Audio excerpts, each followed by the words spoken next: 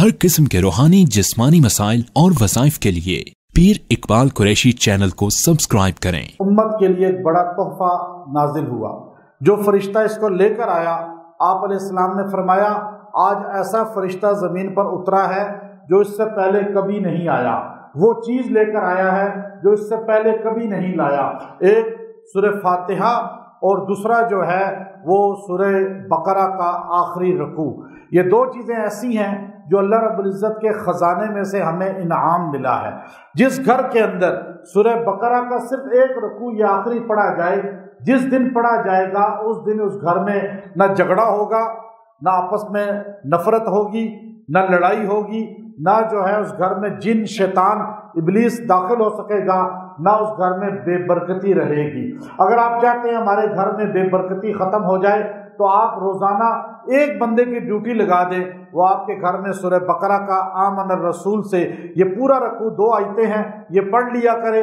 इंशाअल्लाह अज़ीज़ इसकी बरकत से आपके घर में जादू, जिन्नात, नजर बद, ये जो आपस में झगड़े फसाद जो आज घरों में बहुत बड़ी तादाद में, आप घर से नहीं जिन्नात निकाल सकते जब तक आपके घर में मोबाइल है, आपके घर में लैपटॉप है, कंप्यूटर है, एलईडी है। ये स्क्रीन जब तक है आपके घर में, आप जिन से नहीं बच सकते। साइंस जरासीम बैक्टीरिया कह दे, हमारे नबी अलैहिस्सलाम उसे जिन शैतान कह दें, बात एक ही है। आप इसलिए ये हथियार सूरह बकरा का आखिरी रकू अपने घर में रोज़ तिलावत किया करें।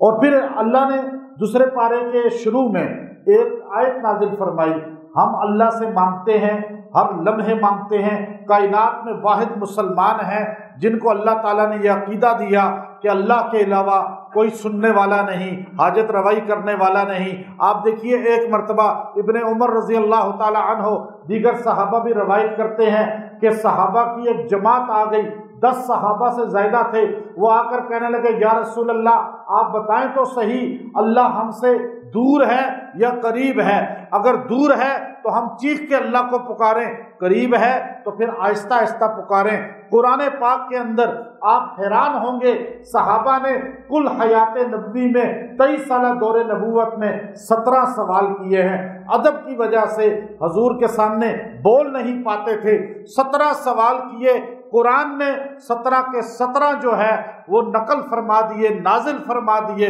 अभी आपने आज तरावी के अंदर बार बार सुना, यसअलूनका अनिल अहिल्ला, यसअलूनका अनिल महीज़। अब ये यसअलूनका बार बार कुरान में आता है। आप ये अल्लाह के नबी से सहाबा पूछते थे, या रसूल अल्लाह अनिल अहिल्ला, आप चांद के बारे में बताएं, अनिल महीज़, औरतों के हैज़ के बारे में बताएं, यसअलूनका अनिल अनफाल, आप जो है माल गनीमत के बारे में बताएं। जब भी कुरान में यसअलूनका आता है तो उसूल ये है कि उसके बाद कुल का लफ्ज़ लाजमी आता है। कुल का लफ्ज़ लाजमी आता है। कुल का क्या मतलब है? कुल फरमा दीजिए। अब ये नहीं पता ये जो कुल आप करते हैं फोतकी पे, उसका मानी क्या है? वो कुल डंडी वाला है या कुल 2 नुक्तों वाला है? अगर डंडी वाला है तो इसका मानी है खाओ, यानी खा पी के निकल जाओ। और अगर 2 नुक्तों वाला है तो फिर बैठ के यकसुई से कुरान पढ़ो। लेकिन पढ़ता तो कोई नजर नहीं आता, लोग कम ही नजर आते हैं। खैर, अब उसको तो हमें नहीं पता कि वो कुल कौन सा है, आज तक समझ नहीं आई। लेकिन यसअलूनका सवाल आपसे करते हैं मेरे पैगंबर, नहीं, सवाल आपसे करते हैं तो मेरे बारे में, यानी कि मैं आपको ये जवाब दूं। अब यसअलूनका आपसे सवाल करते हैं, आप इनको जवाब दें। कुल आप फरमा दीजिए। अल्लाह जवाब देता है नबी की ज़बान से, नबी के कल पे उतार के उस सवाल का जवाब। लेकिन जब यहाँ पे वाहिद मौका है, जब अल्लाह ने ये आयत नाजिल की, सहाबा ने आके पूछा, वइज़ा सअलका, और जब आपसे सवाल करते हैं, वहाँ भी तो यही था, यसअलूनका आपसे सवाल करते हैं, यहाँ भी यही है माने, वइज़ा सअलका आपसे सवाल करते हैं, इबादी मेरे बंदे आकर आपसे पूछते हैं, किसके बारे में? अन्नी, मेरे बारे में। अल्लाह कहता है कि अल्लाह कहाँ है, दूर है या करीब है?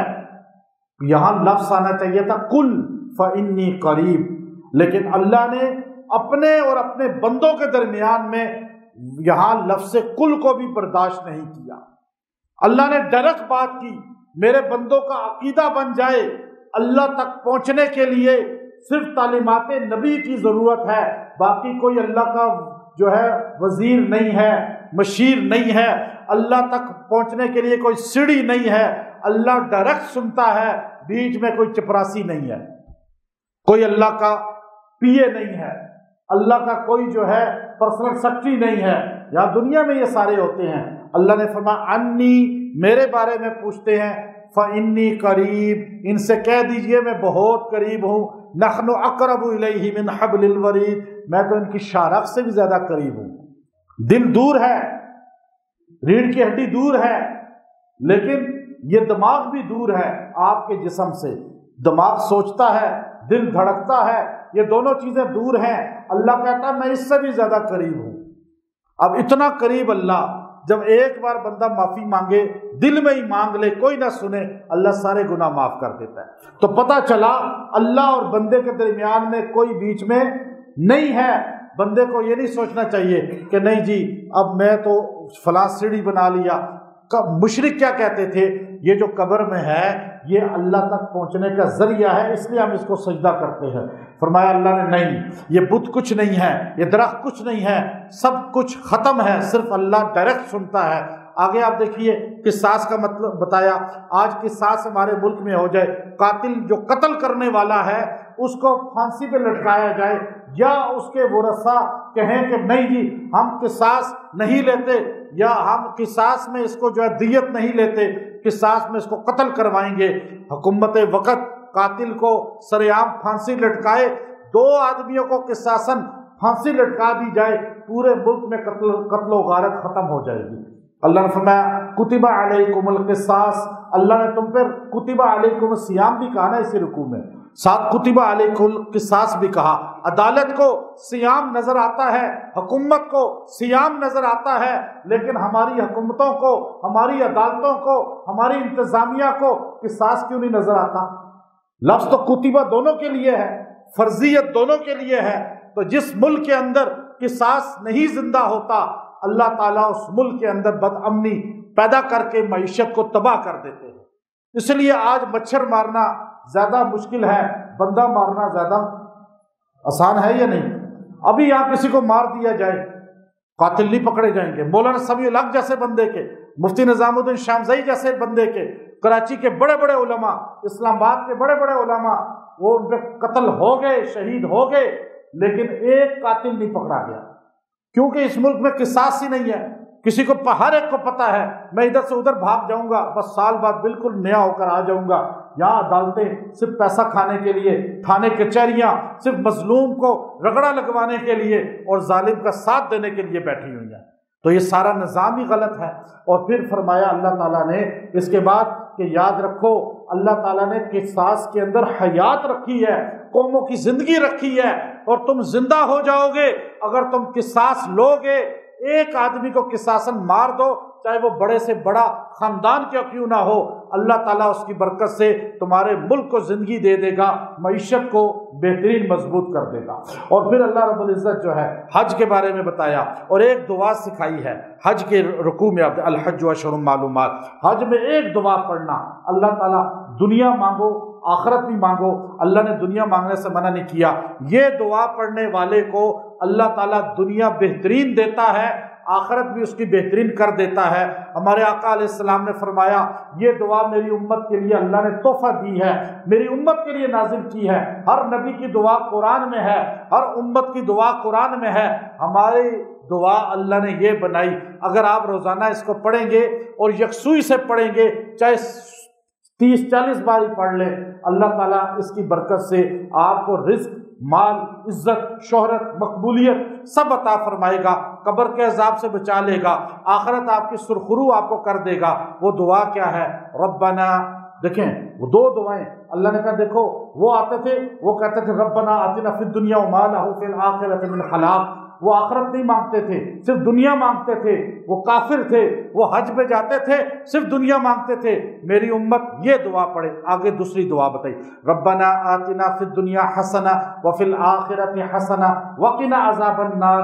آگ سے بھی بچ گئے، آخرت بھی مل گئی، دنیا بھی مل گئی۔ یہ دعا اپنا وظیفہ بنا لیں۔ اس کے بعد اللہ تعالیٰ نے جو ہے وہ دیگر چیزوں کو بیان کیا، اور کرتے کرتے ایک لفظ بولا۔ ہمارے مسلمانوں میں جو بڑی کمی ہے وہ صفائی کی، نظافت کی۔ کافروں کے ملکوں میں جائیں، ایسے صاف ستھرا۔ میں ابھی باکو ہو کر آیا، آذربائیجان، میں یہ روڈ پہ نکلو تو بندہ سمجھتا ہے میں خواب دیکھ رہا ہوں۔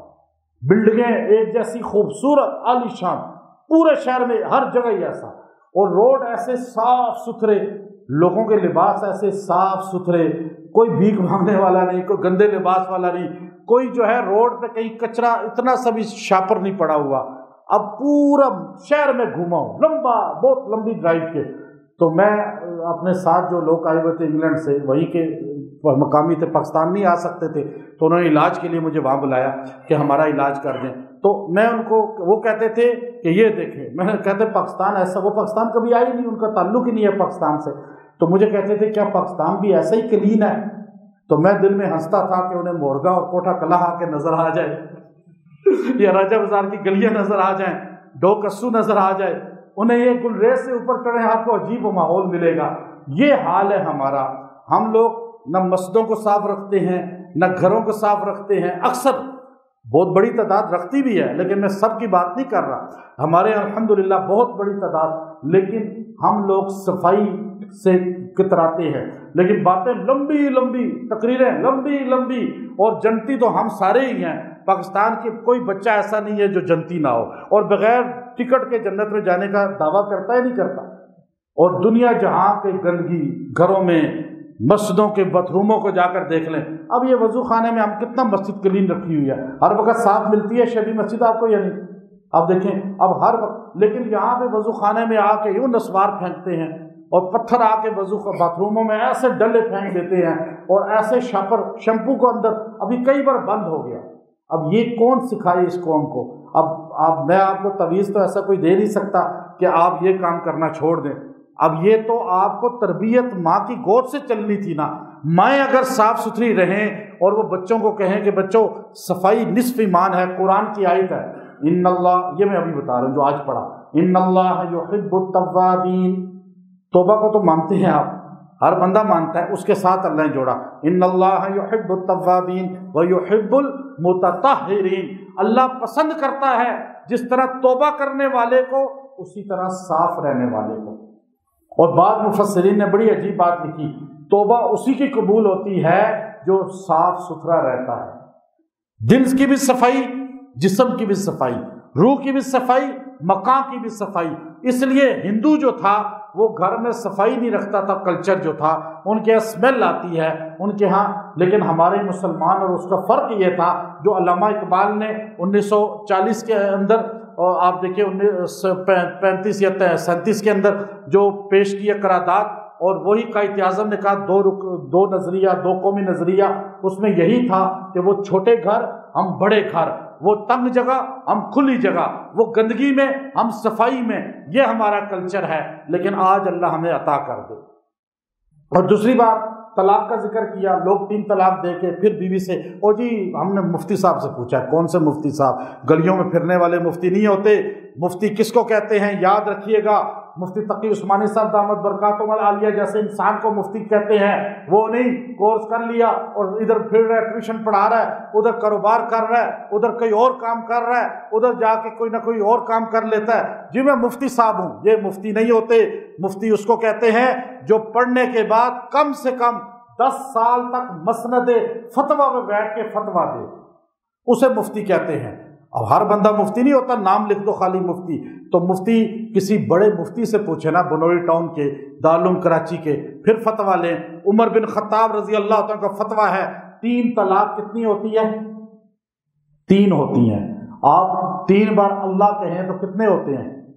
1 بار کہیں اللہ، آپ سارے بولیں کتنے ہوئے؟ پھر بولے اللہ، کتنے ہوئے؟ پھر کہیں اللہ، کتنے ہوئے؟ اب یہ تو سمجھ آ رہی ہے نا۔ اور جب کوئی کہہ دے 3 طلاق، کہتے ہیں نہیں 1 ہوتی ہے۔ بھائی یہ کیا منطق ہے؟ 3 بار تم گنتی، جب کاؤنٹر پڑھتے ہو، جب سجدے میں جاتے ہو تو سبحان ربی العظیم اور یل اعلیٰ جو رکوع میں تم 3 بار پڑھتے ہو، وہ 1 ہوتی ہے یا 3 ہوتی ہے؟ تو طلاق کیسے ایک ہو سکتی ہے؟ الطلاق مرتان فامساک بمعروف، اور اللہ کہتا ہے طلاقیں دو ہیں، اس کے بعد یا اسے چھوڑ دو یا اچھے طریقے سے رکھ لو، تیسری طلاق کے بعد کوئی جوڑ نہیں ہے۔ یہ فتویٰ ہے، امت کا اجماع ہے، چاروں ائمہ کا اہل سنت کا، ساری دنیا کے۔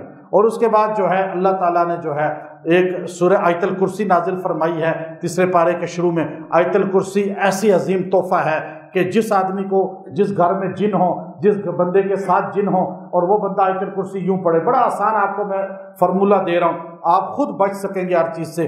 آپ جنگل میں جا رہے ہیں، آپ جنوں کے اندر گھس جائیں، آپ دشمنوں کے اندر گھس جائیں، آپ مخالفین کے اندر گھس جائیں، اس کے نرغے میں چلے جائیں، محلے میں چلے جائیں، آپ یہ پڑھیں اللہ لا الہ الا هو الحی القیوم، پڑھتے جائیں۔ اس کے بعد آپ ولا یعودہ حفظہما، اس پر آپ تکرار کریں، بار بار پڑھیں، 70 بار پڑھیں، ولا یعودہ حفظہما ولا یعودہ حفظہما، 70 بار کہہ کے وہو العلی العظیم، پانی پہ دم کر کے گھر میں چھڑک دیں، مریض کو پلا دیں، اور آپ کے قریب بھی آ کر جن آپ پہ حملہ نہیں کر سکیں گے، تو آپ خوف نکال دیں۔